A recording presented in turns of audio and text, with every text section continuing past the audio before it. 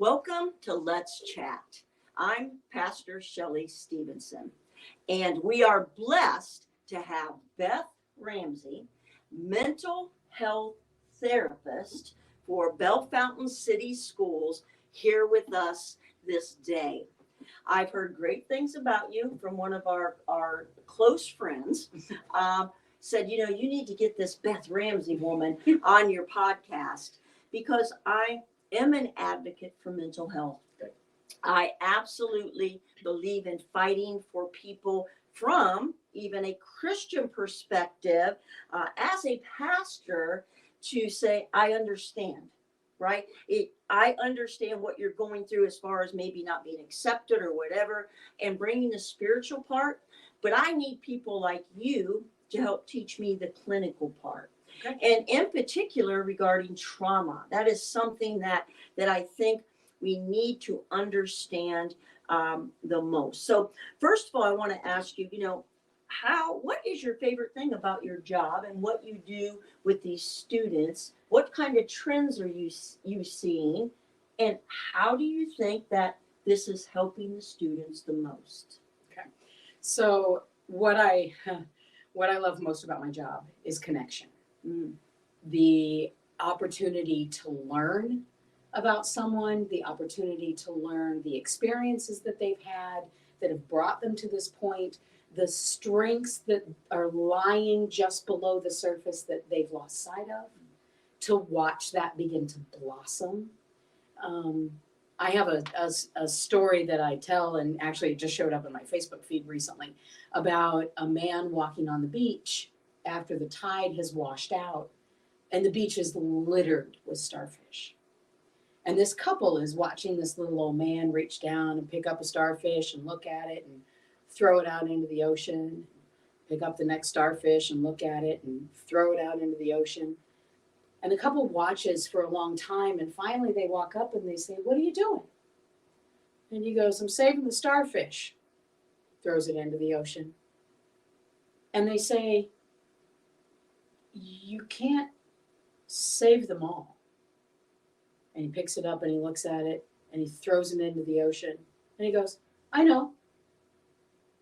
Picks up the next one. And the couple says, "Then why do you do it?" And he looked at the starfish and he threw it in the ocean. And he said, "Because I made a difference to that one." Come on now. That's right. I know that I have crossed paths with hundreds of clients. I know I'm not the person who's going to fix them. I'm the seed planter. Yes, ma'am. Mm-hmm. Sometimes I get to watch the seeds grow. Right on. Sometimes I don't. That's not my job. My job is to make sure I plant seeds. Yes. I've had clients that are like, "You are not the person I need to be working with." And I'll say, "You know what? You're right. And that's okay. Let me connect you to someone who can." Because then what they learn is therapists will listen. Yes. And therapists will take what they have to say seriously. So I may not be your person. Let me connect you to the person who is. What a great attitude to have. So I'm not going to save them all. It's not what I'm called to do. I'm called to help the person in my office as best I can. Amen. And sometimes that's start to finish, and sometimes that's start to let me find you the next. Amen. Right. And we keep going. Amen. So it's that connection that makes things. Yes, I can see where that would be a part of who you are, to really, that human piece, that human touch, even though you have the clinical side, the humanity side. We were just talking about Jesus in that manner. But the Bible says that some plant, some water, but God always gives the increase. So to put that in perspective, I think that that's pretty brilliant, because I asked you earlier, how do you keep going? How do you not burn out? Because I feel the same as a pastor sometimes. You deal with dozens and dozens of people, and maybe one or two make it according to the world standards. Mm-hmm. But I'm like you, I believe I planted seeds. Do I wish I could see more? I do, because I love them dearly. I fall for people. I just love people. So to put it in perspective, it's not about me, like you said. We can't fix people. we don't have that power, right? That's a God thing. If we could fix people, you and I would be unemployed. We'd be unemployed, and I'm telling be you unemployed. what, that's right. And I think me realizing, as long as God is pleased with me, and I believe He is, because some of the things I fight for as a pastor, that's not across the board with all pastors or all denominations. Sometimes people don't get me. Well, those are the people that I'm trying to advocate for, right? Those with suicidal ideations and mental health, and it's so very important that they can be born again, saved, spirit-filled, and still be mentally ill. Absolutely. So, as you're dealing with children, how do you think that we as a community, as a society, can come alongside someone like you to help the children walk through this hard life that they're walking through right now? I think one of the things that I hear from kids is just the need to be heard, the need to be validated, the need to be seen, and not to be told that they have to be like the grown-ups. The reality of it is my great-grandparents functioned differently than my grandparents, functioned differently than my parents, functioned differently than That's me. a good point. The world keeps changing, and to think that we're going to make it like it used to be. Thank you. We continue to grow. We continue to understand more. We continue to learn more. We continue to expand understanding. When you called me, we had a phone conversation, and I talked about how my understanding of the story of Noah has changed as a grown-up from when I was a child. When I was a child, it was this great story of let's save all the animals and build this big boat and all the animals come on, and glory, we've spent 40 days and now we find land, and now as a grown-up, that's a story of genocide. God wiped out the entirety of humanity. Not very pretty. No. And so right. As we grow and as we understand more, it does call us to change and to continue to look at humanity from a dated view is a disservice. That's so good. That's so good. I attended a training. We've come out in the field now with the Diagnostic Statistical Manual 5th edition text revision. Okay. The DSM-5 TR, Okay. that's what we call it. And the training that I went to, the gentleman was talking about how much we've learned in the field with the advancements in neurology, with the advancements in psychiatry and psychology, that if you are diagnosing someone based on a 1975 criteria, because that's when you got your master's degree to practice in the mental health field as a clinician, you're not ethical. We know more This is good. now. Yes. And so we have to look at things differently. The same is true for kids. They're living with different stressors. I remember, if you wanted to communicate to a friend that wasn't in your high school class, you folded up the note in a little football shape and you stuck it underneath the desk because you knew where they sat, and then they would come That get was it. big stuff. Yeah, right? and now, and then those notes disappeared. I do not have a collection of all the notes that my friends passed me, Right. stuck in a shoebox somewhere. They got thrown away. That's They're right. gone. Right. They're not in your face. No. all the time. Right. They're gone. Kids today, they have a bad moment. It gets caught on video. Exactly. It gets shared on the internet. It's there forever. Right. And so that second chance, that practice of forgiveness, that big number of times we're supposed to do it, kids aren't afforded that. And so I think kids need to be heard, and they need to be valued, and they need to be told mistakes are okay. It's how we learn. They're opportunities for growth. They're not failure. Yes. I mean, good golly Moses, if they were failure, then how'd Peter get to where he is? Oh my, he's my favorite character. So hey, there's hope for me, right? So if somebody would say, and I hear this a lot, to a child, grow up. That kind of rubs me the wrong way. Yep. Because I'm like, this is a child.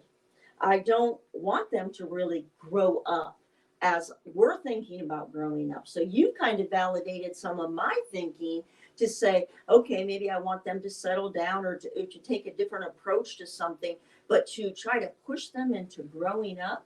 And what do you want them to grow up into? Who you are or who you were at their age? So what you're saying is that's a skewed view that we have of the current time with our children.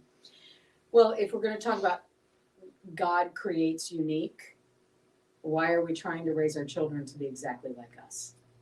100%. So we have to honor the uniqueness. Now, do we want them to be productive? Absolutely. Yes. Do we want them to be independent? Absolutely. Do we want them to know that when I do this, this comes back in that idea of choice and consequence? Yes. And the fact that those are neutral choice, consequence, because there's good and bad in both. Right. That's right. So they're neutral, but understanding that relationship, absolutely. Mm-hmm. I applaud Generation Z right now. They are rejecting flat out the hustle culture. Mm-hmm. They want to balance Yes. between I work, but I have life. Mm. I shouldn't be sacrificing my entire self to my job at the sacrifice of being present with my family. Amen. And you see so- that trend then. Right, and so Wow, they're that's wonderful. bucking this hustle culture. Yes. You know, that quiet quitting. Mm-hmm. No, that's doing what my job requires me to do and no more. Mm. This was the agreement. You would pay me this for this work. Why Yeah. is it now I have to stay late? I have to work weekends. I have to, or I'm going to be in trouble. That's not in my job description. Right. And so there's this rejection of hustle culture. The boomers are having a fit. Mm-hmm. Right. But are we establishing some balance? We know the Mhm. pendulum swings all the time. Mm-hmm. Right. Are we just reestablishing some of that balance? I love this. So what, those baby boomers out there would be like my mom, right? Mhm. No, so I'm thinking about grandparents with their grandchildren. Yes. And the misunderstanding maybe. And to me, grandparents are one of the most valuable Absolutely. to my life and to many others. But now we see a disconnect there. And that makes me sad because they really don't get their grandkids. Right. I mean, I'm talking about a lot of them that I deal with. They're like, what's wrong with him? What's wrong with her? Because they're the boomers, right? Yeah. And they're like, they're lazy. They don't want to do this. They don't want to do that. And I'm so happy that you asked that question. What's wrong with you? Mm. What happens to our understanding of people if we change that question to what happened to you? Mm. Whoa. Mm-hmm. Instead of what's wrong with you, what in your life journey has occurred that this is how you see things now? Mm. That's right. Which brings us to trauma. That's right. And my mama always, teaches me that people are the way they are for a reason. Mm-hmm. And to make sure that, like we were talking earlier, not to make judgments, there's a reason for that. And so it leads right in, right? I love that. So it's like, what's wrong with them or what's up with them? All these different things that we can say about others. You say, what has happened to them to cause them to feel this way or react this way or to withdraw? So trauma, what exactly is trauma? What is trauma? So we've got lots of different definitions Okay. For trauma. There is the DSM-5 TR, post-traumatic stress disorder diagnosis. Okay. And then we're familiar with PTSD. That diagnosis actually came out of work with Vietnam veterans. Okay. That's when we formalized that diagnosis. Prior to that, we called it battle fatigue. We called it shell shock. Okay, right. So some of those things. Yes. But because of the war experience of the Vietnam veterans, we began to see this lasting impact of their experience. And so out of all the study and research, now we have PTSD. There are 5 criteria that one has to meet to have post-traumatic stress disorder. Okay. There has to be the perceived life-threatening event, Perceived. either happening to them, to someone they love, like watching something happen. For example, children of domestic violence, where they watch these horrible situations between parents. Or we now include the criteria of repeated exposure to details of a traumatic event. This now captures first responders who are investigating abuse, who are investigating death, who are investigating car crash all the time. So now we're able to capture them as well. And the reason I say perceived threat is because if I am in a home where there is an abuser, and that's mom, dad, grandparent, aunt, uncle, not anybody, if there's an abuser, and we watch them throw plates against the wall, we watch them clear the table in anger, we watch them break things, and then they say to us, and if you don't do this, I'll hurt you. That's perceived threat. That's right. So it doesn't mean that they've ever been directly struck, but there are caveats in the post-traumatic yes. stress That makes sense. that allow for either actual or threatened serious injury. So that's criterion A. That's the big one that makes it PTSD. Okay. Okay. Now, here's what I believe is trauma, is all the rest of the criteria. Okay. So criterion B is the intrusive criteria. This is flashbacks, nightmares. I'm sitting at dinner and all of a sudden I'm thinking about the horrible thing that happened because my partner happened to cook a meal that smelled like what my abuser used to fix. And all of a sudden I am in the midst of this ancient memory in my brain. So it's that intrusive memory, and it activates me both psychologically and physically. And it may take me hours, days to recover from that activation. So that's this intrusive piece. We call that triggers sometimes when we're talking about recovery. Is that correct? And I'm going to challenge you and your listeners to move away from the word trigger. I attended a training back in December, and this was something I learned. If I pull the trigger, is there anything I can do about the fact that the bullet has left the gun? No. So if I'm triggered, I'm now stuck with this reaction, and I'm going to be able to change it. So let's start moving to I was activated. Somebody pushed a button, and I'm activated. I like it. I can change activation. I can shut the button off. I can't put the bullet back in the gun. Okay. And so I'm moving to what sets you off, what activates you, and trying to move away from that trigger language. Makes a lot of sense. Yeah. So again, shift, we're learning. Yes. Okay. And so we've got that the reactive, the intrusive piece. And criterion C is avoidance. This is I avoid people, places, things that remind me of. I avoid external activating events that remind me of my experience. I also avoid internal. I work to not remember. I work to compartmentalize and stuff and bury. And I'm avoiding both external and internal reminders. Criterion D, and this is when we start getting into what people notice about trauma. So criterion D has to do with this negative cognitive alteration. I view the world as unsafe. I view myself as bad. I view myself as responsible for what happened to me. I can't trust anybody. Yes. And so there's just, I disengage, I withdraw, I pull back, I stop doing things that I used to enjoy, because there's just this constant, pervasive negative belief about myself, those around me, and the world. Okay. we can see, we think about people that we know Mhm. have been through traumatic experience. We can identify those kind of behaviors. Right. And then the criterion E, these are the arousal pieces. Sleep is disturbed. They have insomnia. They can't get to sleep. They wake up frequently. Disturbing dreams, that shows up again. The hypervigilance, the needing to be aware of my environment all the time. Okay. Always knowing where my exit is.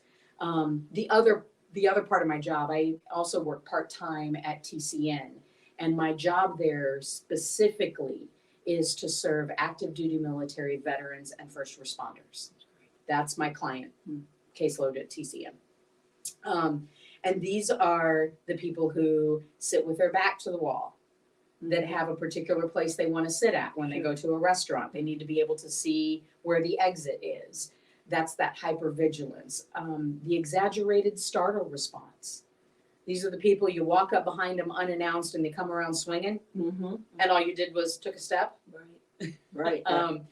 So my husband served, and I have to announce when I'm coming into a room, or he bristles, and it takes us a moment to get settled back down. So it's that exaggerated startle response. We get risk taking. And risk taking can be, I'm bungee jumping every weekend, or I'm on every roller coaster, or I'm staying out past curfew, or I'm into substance use, or I'm promiscuous. It's that I'm doing things that cause this adrenaline rush in me. Because when we're traumatized, we stay activated and it begins to feel comfortable. Yes. And so now we have to push farther in order to feel excitement. And so those arousal things, again, those are the ones we commonly think of when we start talking about PTSD. So trauma, from my perspective, trauma is any event that leaves you with this belief that somehow you're less than. So when I went to my trauma therapy training, I'm trained in eye movement desensitization and reprocessing, commonly referred to as EMDR. There are several of us in the community that are EMDR trained therapists. Our friend is one of those. And I will share with you that I was considering a career change at this particular moment in my life, and was thinking about applying for a position, and was very prayerful about, is this, God, what you're calling me to do? And within the week of that prayer, my boss comes to me at Consolidated Care at that time and says, hey, would you be interested in going to this trauma therapy training? I'm like, sure, why not?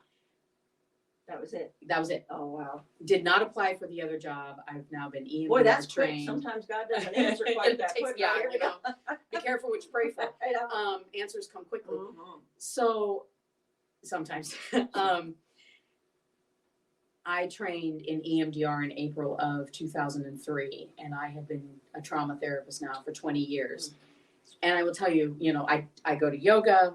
I try to eat healthy. I protect my sleep. Baseball season is not my favorite because my team plays in the central time zone most of the time, so I'm up late.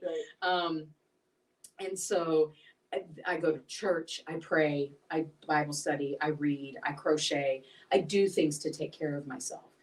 And I will tell you that one of the reasons that my burn factor stays low is because I am doing what God has called me to do. Amen. And because I believe I am following God's will, I think there's some protection in that. Yes, I absolutely and so agree. my That's burn good. factor isn't there. And this is what excites me, is to watch. And I have served cradle to grave. I've had 4-year-old clients. I've had 70-plus-year-old clients. And to watch them, I talk about slaying dragons, to watch them build the strength and then take that journey to slay their dragon and find themselves.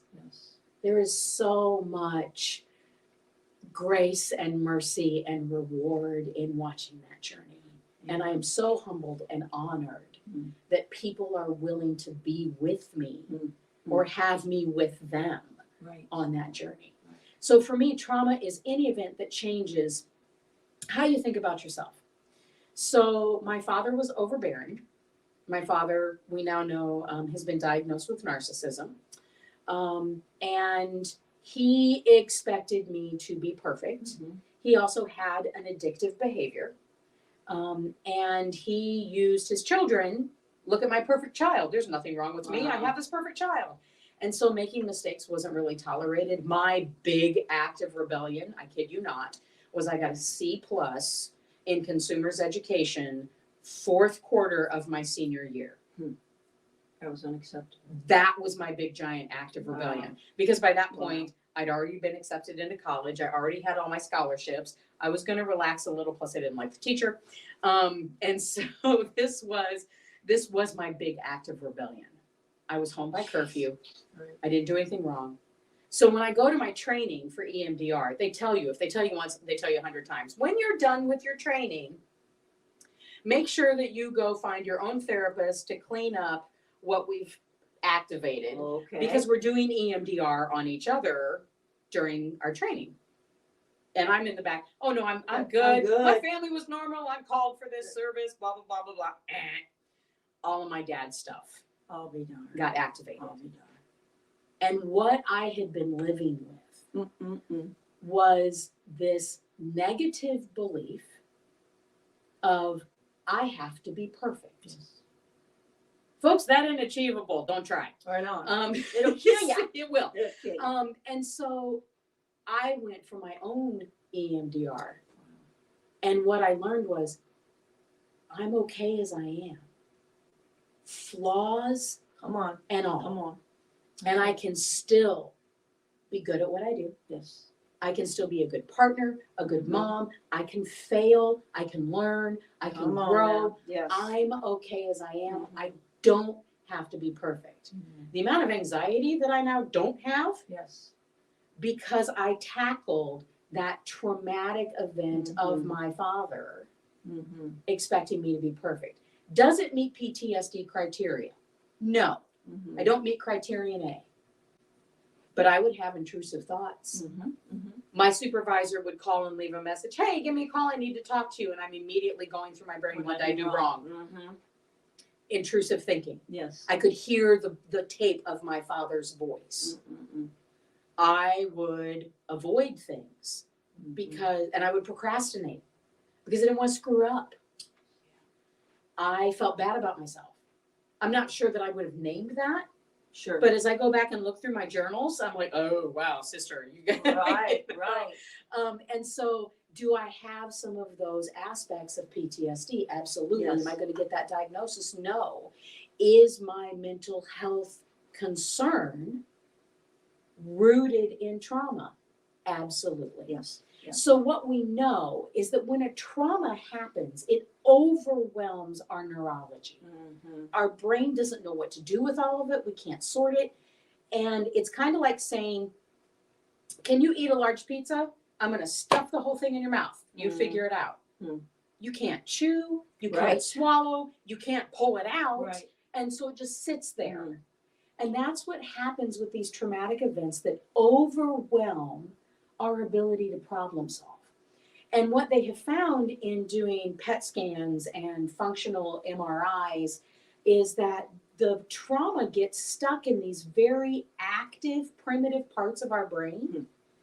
And we are not able to consolidate the memory and ship it out to the hippocampus, which is our storage library, where now we control it. We can call it up when we want. We can Right. put it back when we want. It stays in all of these very active parts of our brain. And so when the memory is activated, Mm-hmm. you get statements like, well, I feel like that happened yesterday. Mm-hmm. We get those statements that, you know, I feel like I'm back in the moment Mm-hmm. because it's still in those spots of your brain. So what trauma therapy does is help you begin to consolidate it, roll it into that memory, and send it out to the hippocampus. Yeah. If you have not seen the movie Inside Out Have not. from Pixar, Have not. okay, with Joy and sadness, and they're living inside the brain. Oh, okay. It is a neurologically accurate story I'm going to check that out. about trauma. Mhm. Little Riley's family moves they moved from Minnesota to California. And she's like 9. Mhm. So for her, this is a traumatic Yeah. event. Right. She lost her hockey team. She lost Mhm. what she was familiar with. Now she's in a new area. The culture is very different. It's overwhelming. Mhm. And we watch this little girl kind of fall apart, and the parents are like, we don't know what to do. So what's happening inside her brain Mhm. is all this trauma response stuff. Wow. So a great movie. I encourage everybody to watch Right. that. Well, we're going to wind down this segment, but Okay. can you stay for another one? Because Absolutely. We still have a lot of things to talk about. Absolutely. But before we shut this off, one thing, you didn't even realize that you had been affected so deeply by how you grew up till later in life. Yep. And then all of a sudden, when you dealt with it, the release, and I always say, I want to be there to help people so they don't have to go through as many years as I've had to go through with some of these struggles. So Yep. We will be right back. I know we try to keep our podcast at 30 minutes, but we have so much more to talk about. So the next podcast will be a continuation with Beth Ramsey. I thank you so much, and we'll be You're talking soon. Yep. God bless you all.